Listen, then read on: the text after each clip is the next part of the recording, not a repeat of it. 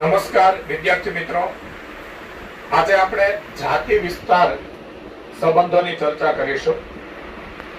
તો જાતિ વિસ્તાર સંબંધોની વાત શરૂ કરીએ તો એલેક્ઝાન્ડર વોન હમ્બોલ્ટ, જે જર્મનીના એક મહાન પ્રકૃતિવિદ અને ભૂગોળશાસ્ત્રી હતા, તેમણે દક્ષિણ અમેરિકાના જંગલોના વેરાન પ્રદેશમાં તેમના શરૂઆતના વ્યાપક સંશોધન દરમિયાન એક અવલોકન કર્યું કે સંશોધનનો વિસ્તાર જેમ વધારતા જઈએ તેમ કોઈ પ્રદેશની જાતિ સમૃદ્ધિમાં વધારો થાય.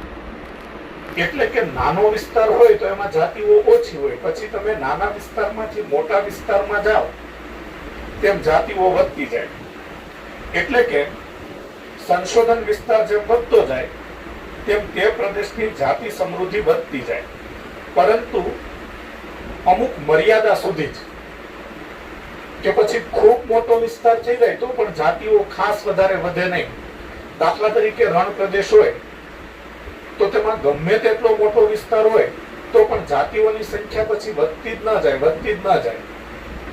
તો આ રીતે એલેક્ઝાન્ડર વોન હમ્બોલ્ટે એવું દર્શાવ્યું કે સંશોધન વિસ્તાર જેમ વધે તેમ જાતિ સમૃદ્ધિ વધે, પરંતુ અમુક મર્યાદા સુધી જ.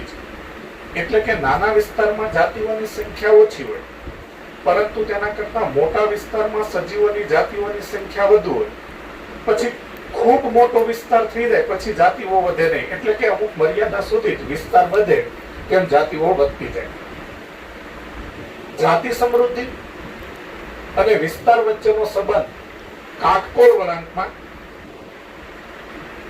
રિપીટ કરું, જાતિ સમૃદ્ધિ અને વિસ્તાર વચ્ચેનો સંબંધ કાટકોણ વળાંકમાં એટલે કે રેક્ટેન્ગ્યુલર હાઇપરબોલા વળાંકમાં જોવા મળે છે. આ એક એમસીક્યુ પણ છે. જાતિ સમૃદ્ધિ અને વિસ્તાર વચ્ચેનો સંબંધ કેવા વળાંકમાં જોવા મળે છે?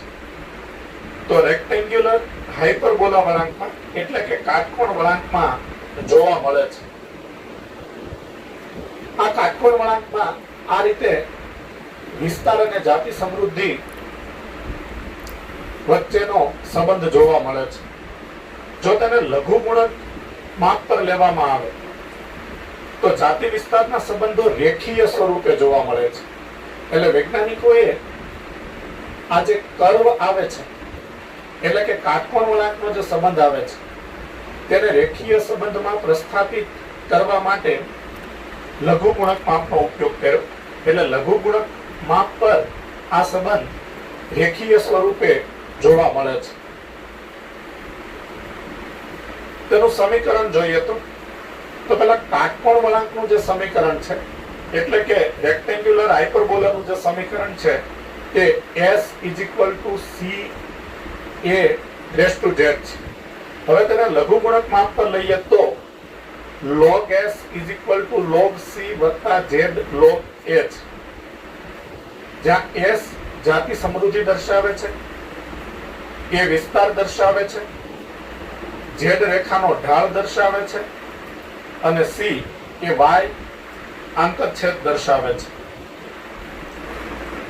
વૈજ્ઞાનિકોએ જુદા જુદા વિસ્તારમાં જાતિ સમૃદ્ધિઓ માટે Z નું મૂલ્ય મેળવ્યું તો તમને જાણવા મળ્યું કે કોઈ નોર્મલ વિસ્તાર હોય, નોર્મલ વિસ્તાર એટલે કે કોઈ નાનો વિસ્તાર હોય, તો તેમાં Z નું મૂલ્ય 0.1 થી 0.2 જેટલું છે.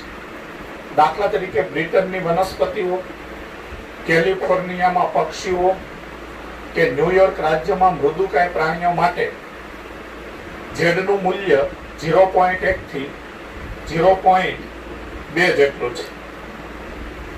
પરંતુ ખૂબ જ વિશાળ પ્રદેશ હોય, દાખલા તરીકે સમગ્ર ખંડ હોય, એટલો મોટો વિસ્તાર હોય, તો તેમાં Z નું મૂલ્ય 0.6 થી 1.2 જેટલું છે. એટલે અહીં સમજાય છે કે નોર્મલ વિસ્તાર માટે એટલે કે નાના વિસ્તાર માટે 0.1 થી 0.2 જેટલું છે, પરંતુ ખૂબ મોટા પ્રદેશમાં જઈએ, વિશાળ પ્રદેશમાં જઈએ તો Z નું મૂલ્ય 0.6 થી 1.2 જેટલું થઈ જાય છે. એટલે કે 0.2 થી ઘણું વધી જાય છે. દાખલા તરીકે ઉષ્ણકટિબંધીય જંગલમાં ફળ ખાનારા પક્ષીઓ અને સસ્તન પ્રાણીઓ માટે Z=1.15 છે.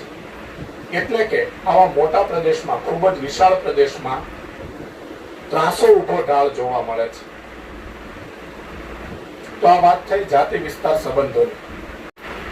વિદ્યાર્થી મિત્રો, હવે આપણે સ્થિર જૈવિક સમુદાયની વાત કરીએ. તો કોઈ જૈવિક સમુદાયમાં સજીવોની જાતિની સંખ્યા એ ખરેખર નિવસન તંત્રની કામગીરી માટે મહત્વની બાબત હોય છે. ઘણા વર્ષો સુધી પરિસ્થિતિવિદો એટલે વૈજ્ઞાનિકો પણ એવું માનતા હતા કે જે જૈવિક સમુદાયોમાં જાતિઓ વધુ હોય છે તે જૈવિક સમુદાય ઓછી જાતિઓ ધરાવતા જૈવિક સમુદાય કરતા વધારે સ્થિર હોય છે. તો આ સ્થિર જૈવિક સમુદાયની લાક્ષણિકતા કઈ છે? તો પહેલી લાક્ષણિકતા એ છે તેની ઉત્પાદકતામાં. ઉત્પાદકતા એટલે વનસ્પતિઓ પ્રકાશ સંશ્લેષણ કરીને ખોરાક બનાવે છે. આ પ્રકાશ સંશ્લેષણ કરી અને ખોરાક બનાવવાની ક્ષમતાને ઉત્પાદકતા કહેવાય. તો તેની ઉત્પાદકતામાં વર્ષે વર્ષે વધુ ફેરફાર થવો જોઈએ નહીં. એટલે કે ઉત્પાદકતા મોટા ભાગે સ્થિર હોવી જોઈએ. તે સમયે સમયે આવતા અવરોધો સામે પ્રતિકારક હોવા જોઈએ અને વિદેશી જાતિના આક્રમણ સામે પ્રતિકારક હોવા જોઈએ. એટલે નિવસન તંત્રમાં જાણતા કે અજાણતા કોઈ વિદેશી જાતિ એટલે કે બીજા નિવસન તંત્રની વનસ્પતિ કે પ્રાણીનો પ્રવેશ કરાવવામાં આવે તેને વિદેશી જાતિ કહેવાય. એ વિદેશી જાતિના આક્રમણ સામે સ્થિર જૈવિક સમુદાય પ્રતિકારક હોવો જોઈએ. આ સ્થિર જૈવિક સમુદાયની લાક્ષણિકતાઓ છે. ડેવિડ ટિલમેન વૈજ્ઞાનિકનું નામ છે. એમસીક્યુ માટે ખાસ નામ યાદ રાખો. ડેવિડ ટિલમેન નામના વૈજ્ઞાનિકે પ્રયોગશાળાની બહાર ભૂખંડો પર પ્રયોગો કરેલા અને તેના પ્રયોગો પરથી જણાવ્યું કે વધુ જાતિ ધરાવતા ભૂખંડોનો કુલ જીવભાર વર્ષે વર્ષે ઓછો ફેરફાર દર્શાવતા હતા. આ ટિલમેને એ પણ દર્શાવ્યું કે જાતિ વિવિધતા વધવાથી ઉત્પાદકતા વધે છે. એટલે કે જે નિવસન તંત્રોમાં જાતિઓ વધુ હોય છે તે નિવસન તંત્રોની ઉત્પાદકતા વધુ હોય છે.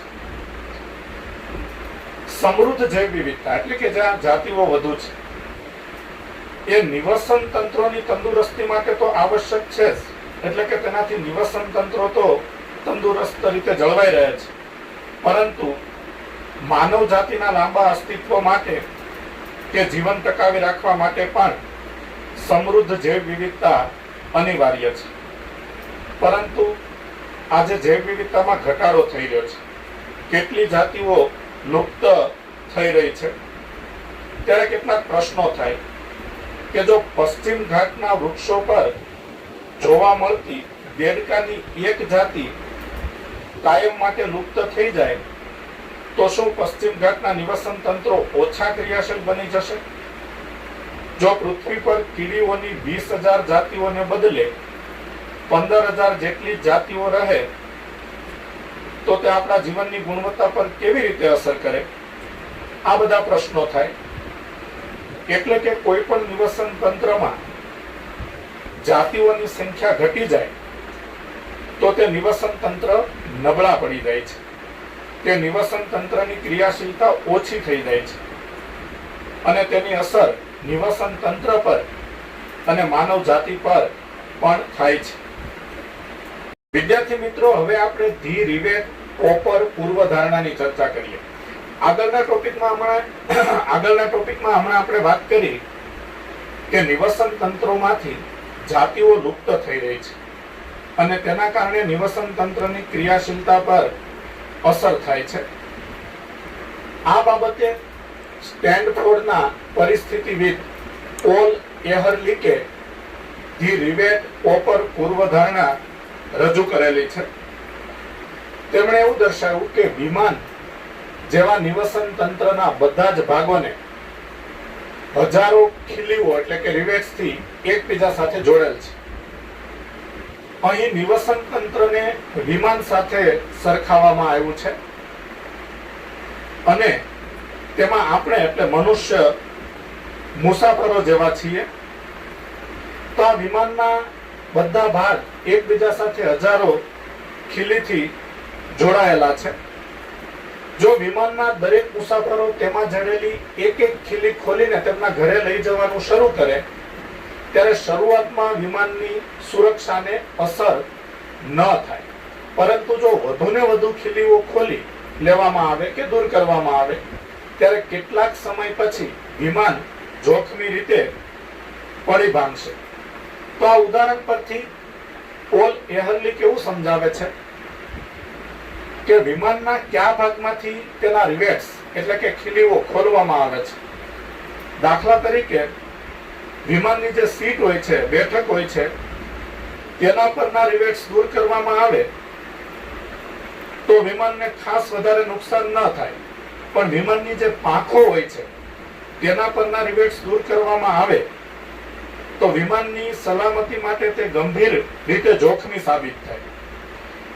એવી જ રીતે નિવસન તંત્રની જે ચાવીરૂપ જાતિઓ છે, નિવસન તંત્રની જે મુખ્ય જાતિઓ છે, જે નિવસન તંત્રની મુખ્ય ક્રિયાવિધિનું સંચાલન કરે છે, તે જો દૂર થાય તો નિવસન તંત્રની ક્રિયાશીલતા ઘણી ઓછી થઈ જાય. તો આ રીતે પોલ એહર્લિકે વિમાનના ઉદાહરણ દ્વારા ધી રિવેટ પોપર પૂર્વધારણા રજૂ કરી. રિપીટ કરું, વિમાન જેવા નિવસન તંત્રના બધા જ ભાગોને હજારો ખીલીઓથી એકબીજા સાથે જડેલ છે. નિવસન તંત્રને વિમાન સાથે સરખાવવામાં આવેલ છે અને તેમાં આપણે મુસાફરો જેવા છીએ. જો વિમાનના દરેક મુસાફર તેમાં જડેલી એક એક ખીલી ખોલીને તેમના ઘરે લઈ જવાનું શરૂ કરે ત્યારે શરૂઆતમાં વિમાનની સુરક્ષાને અસર ન થાય. અહીં ખીલી કે રિવેટ એ નિવસન તંત્રમાં રહેલી જાતિઓ સાથે સરખાવાય છે, પરંતુ વધુને વધુ ખીલીઓ ખોલી લેવામાં આવે કે દૂર કરવામાં આવે ત્યારે કેટલાક સમય પછી વિમાન જોખમી રીતે પડી ભાંગશે.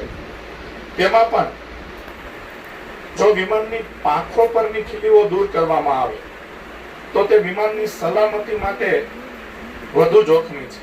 એટલે કે નિવસન તંત્રની મુખ્ય જાતિઓ, ચાવીરૂપ જાતિઓ જો લુપ્ત થઈ જાય તો નિવસન તંત્રની ક્રિયાશીલતા ખૂબ જ ઓછી થઈ જાય. તો આ ધી રિવેટ પોપર પૂર્વધારણાની વાત થઈ.